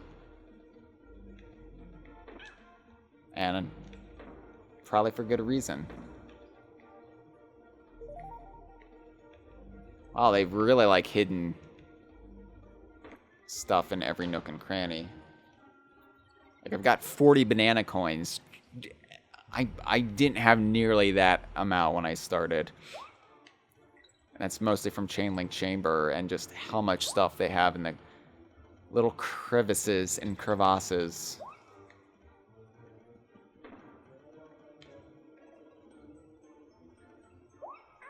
Oh, you rascal.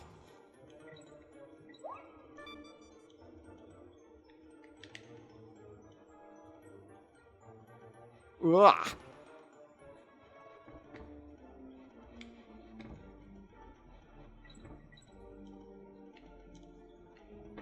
All right.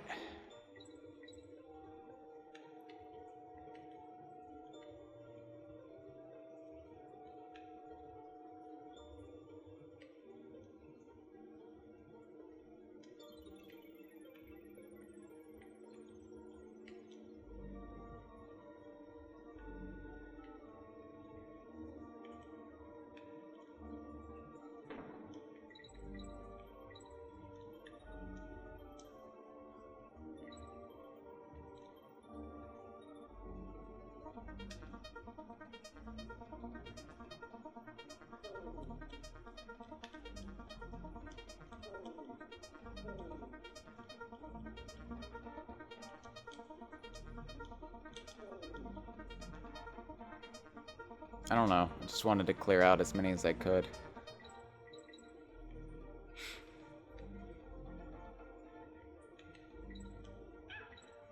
Oh, they've even hidden the star barrel here.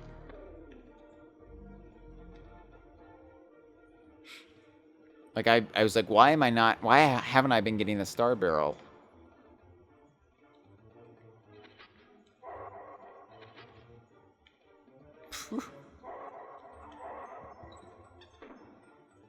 Yeah, it was over in a little nook. Man, Clobber's relentless.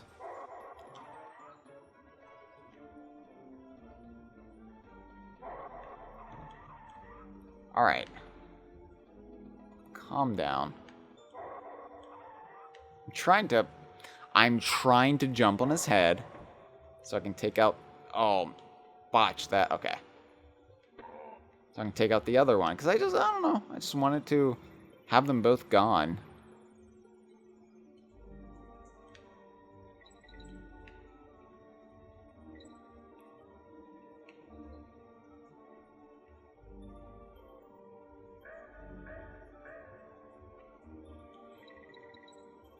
As you can tell, I really don't know where I'm going or what I'm doing.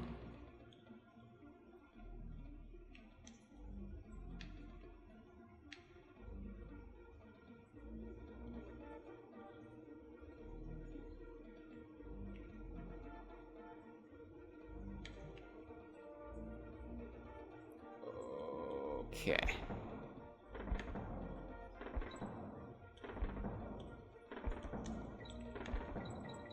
Take them out.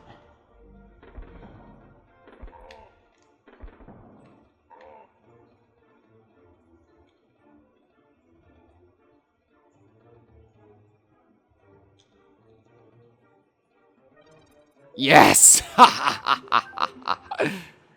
Oh, that felt good. All right, so yeah, I was like, it's in the wall somewhere, and yeah, it just came back to me all of a sudden. I was like, wait, I've been so focused on not getting hit by those cannonballs that I forgot. And it's a double secret because you think, oh, it's just the end. They've just hidden the end there. I was like, no, let's go back a little bit farther. And all right, let's hire Funky. Get that done. And then let's go back up to... Nope, not Toxic Tower. We'll save Toxic Tower for the start of the next stream. But let's go to Swanky and have some fun with quizzes. What do you do for a living? Video game heroes, you say. Well, that's great. Hit the button and let's play. Alright, K. Rool's quiz. Really the most obnoxious spelling possible. What is the name of this area of the islands? K. Rool's Castle, K. Rool's Keep, K. Rappy Keep. They really, really like just making the most out of that crap pun. K. Rool's Keep. What is the name of Old Man Kong who lives in a monkey museum? I don't know if he actually lives there. I mean, he's temporarily residing there, Swanky, but alright. Creaky Beardy. Huh. And Cranky. Now, Beardy, of course, is in-joke at Rare, and named after one of their employees, and that's why Birdie in Bad Fur Day is mistakenly referred to as Beardy at first. And then, of course, Beardy comes back in DKC2 in the Game Boy Advance remake. One of the ostriches that Espresso races is named Beardy.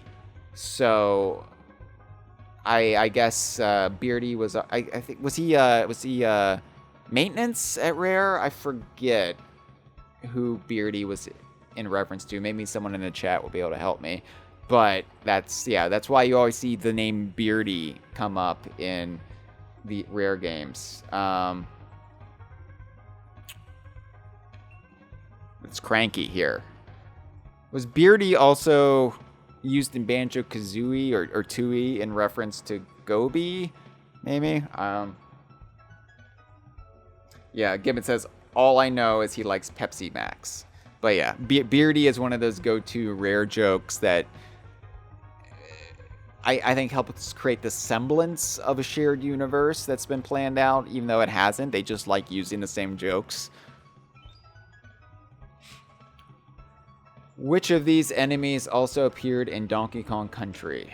Neek the Rat, Zinger the Wasp, Cannon the Crocodile. Now, this is kind of a trick question because, yes, Cannon did appear in Donkey Kong Country as Clump, but that's not what they're looking for. Zinger the Wasp is the correct answer. And it's interesting they do refer to them as a wasp here, even though it's a wasp-honeybee hybrid, but that would just confuse the children. So, all right.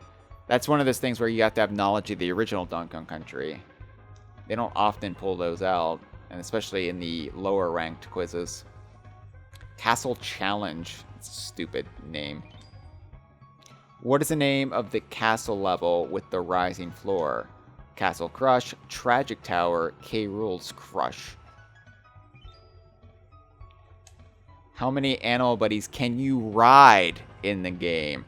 This is going to be a trick question for me. Alright, so 4, 6, 5. Alright, so let's do the math. Got Rambi, 1. Ingard, 2. Squawks, 3. Squitter, 4. Radley, 5. Wait, did I already say Radley? Rambi, Ingard, Squawks, Radley, Squitter. That's 5. Now, there's also Quawks, the purple parrot, 6, right? So it should be 6. It should be 6, but they're, I think, going to want to go with 5. But it should be 6. So, you know what? In honor of Quawks, I'm going to go with 6. Fuck you, Swanky. How do you not count Quawks? Quawks counts as an animal buddy. Yeah, see, he wants 5. Yeah, that's bullshit. That's excluding Quawks. Fuck you, Swanky. I never said that before in my life. Because I love you. I think the world of you. Oh, there's Flapper again. Huh. Cloak and Black Jacket. Black Jacket. Which, is that a pirate? Was there a pirate named Black Jacket? There should be a pirate named Black Jacket and Sea of Thieves. My pirate could be called Black Jacket and Sea of Thieves. Because he wears a black jacket. It's Cloak, though. And that's not the name Greg Mails gave my pirate, so it can't canonically be that. Big Ape Bounty is interesting.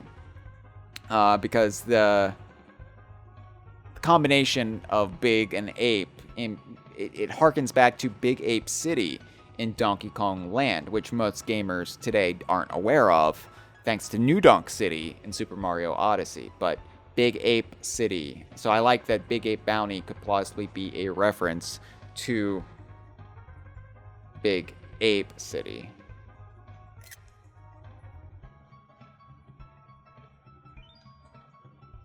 What is your spider buddy's name? Spinner, Squidder, or 8 Eyes? Which Squidder doesn't have 8 eyes. I mean, he would have to have 8 eyes, right? He would have to have multiple eyes. I think they're like hidden underneath the fur. He's got the 2 prominent eyes that make him look cute and not like a terrifying hell beast. But I would imagine Squidder would have multiple eyes. How many desks are there in Kong College? Fuck, I hate these College questions where how many is it 3? 3 seems reasonable. No, okay, I was wrong. Let's do it again. 5? Okay. That's like 6 seems too much. How many different baddies do you think are in the game? Oh yeah, this is the last Swanky quiz in the game because he doesn't appear in Flying Croc or The Lost World. Damn it! Oh God! Oh God! This is 30, right? 30? Yeah, okay. It's like 40 seems outrageous. 20 seems too low. 30. I haven't even done the math if that's accurate, and you don't even know if he's counting the different iterations of Clobber, if he's like counting like the 2 different colors of Cruncha. You know, I don't know. Some scientist out there is gonna have to crunch the numbers and get back to me. One of you scientists in your laboratories are gonna have to figure out exactly how many baddies Swanky is referring to when he says there are 30 in the game. Is he excluding anybody like he excluded poor Quox in the Animal Buddy question? I don't know. So that's the end of Swanky's bonus bonanza in Donkey Kong Country 2. And as we all know, Swanky didn't appear in Donkey Kong Land 2.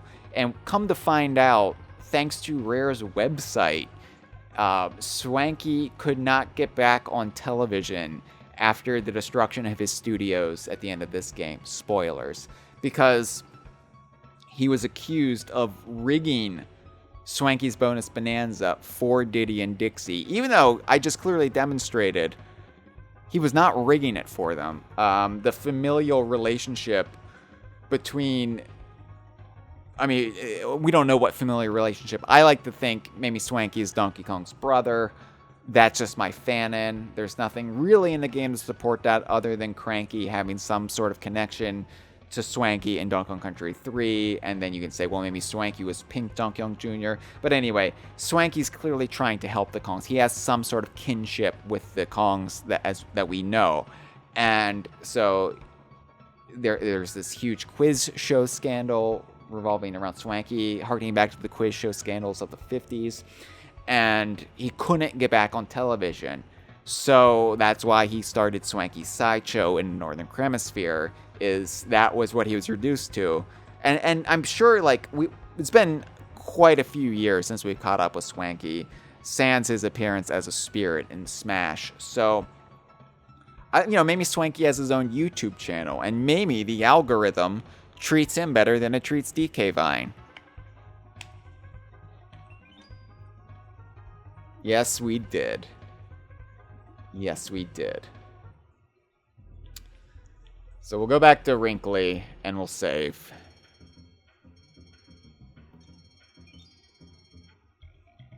Save with those 5 desks in the room. And we're at 78%. We only have 4 more Creme coins to get. That is a small number. And we have 9 more Hero coins to get, which is a larger number. Didn't Wrinkly teach me well? Thank you so much for watching DK Vine Done Slow. So be sure to tune in on Sunday. A new Sea of Thieves adventure is upon us, where the story of Golden Sands Outpost and its missing inhabitants continues as Flameheart's incursion with the Phantom Sea Forts rages on. We're going to have to rescue the prisoners of Golden Sands Outpost. So tune into DK Vine's Stream of Thieves this Sunday at 11 a.m. Eastern, 8 a.m. Pacific, 4 p.m. British summertime, because they will be going to British summertime this weekend. So we'll be caught back up. 5 hours separate the eastern coast of the Americas and the UK. So DK Vine Stream of Thieves. The Idaho crew streaming Tuesday, 8 p.m. Eastern, 5 p.m. Pacific, 1 a.m. Wednesday British summertime. They just streamed the new Mario Kart 8 Deluxe tracks. I say new in quotation marks. They just streamed them last night. They played some Mario Kart 8 Deluxe with the community. So you never know when you might get roped into an Idaho crew stream, even if you're just there as a bystander. Next Wednesday, I will not be streaming DK Vine Done Slow. DK Vine Done Slow, I need to take a mental health day next Wednesday. So I'm going to go hiking. I'm going to go out into nature, hopefully see a bear or two. But I need to take some me time desperately. So I will be off the air next Wednesday. Haven't decided if I'm going to have a makeup stream that week. If I am, stay tuned for announcements either via our Patreon or social media on Twitter and Facebook. So if not, I'll be back next week for more of DK Vine Done Slow and Donkey Kong Country 2. Thanks for watching, everybody. Thanks so much. Have a good